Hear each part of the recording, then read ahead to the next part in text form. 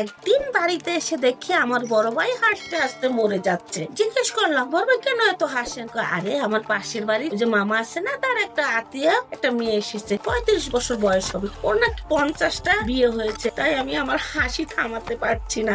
আমি এই কথা শুনে দৌড়ে তাদের বাড়িতে গেলাম, গিয়ে বললাম, সালাম আপা, আপনার নাম কি? বলে, আমার নাম সুমনা। আপু, আপনাকে একটা প্রশ্ন করতে পারি? আচ্ছা করো। আপনার নাকি 50টা বিয়ে হয়েছে? হ্যাঁ হয়েছে তো। কেন আপনার স্বামীরা আপনাকে ছেড়ে চলে যায়? সুমনা বলে, আরে বোকামি, আমাকে কেউ ছেড়ে দেয় না, আমি ওদের তাড়িয়ে দেই। কিভাবে আপনি তাড়িয়ে দেন? আমি যখন ওদের পছন্দ না করি, রাত্রে কাঁচা পেঁয়াজ আর রসুনের ভর্তা খেয়ে দাঁত না ব্রাশ করে ঘুমিয়ে পড়ি। আমার সাথে গন্ধ কয়, ওরা তারপরে আমাকে তালাক দিয়ে চলে যায়। আর অনেক সময় শরীরে পেঁয়াজ রসুনের তেল মেখে ঘুমায়, তারপরে ওই গন্ধ ওরা চলে যায়। আবার আমি 1 সপ্তাহ, 15 দিন, 1 মাস, 2 মাসের জন্য শর্ট ম্যারেজ করি।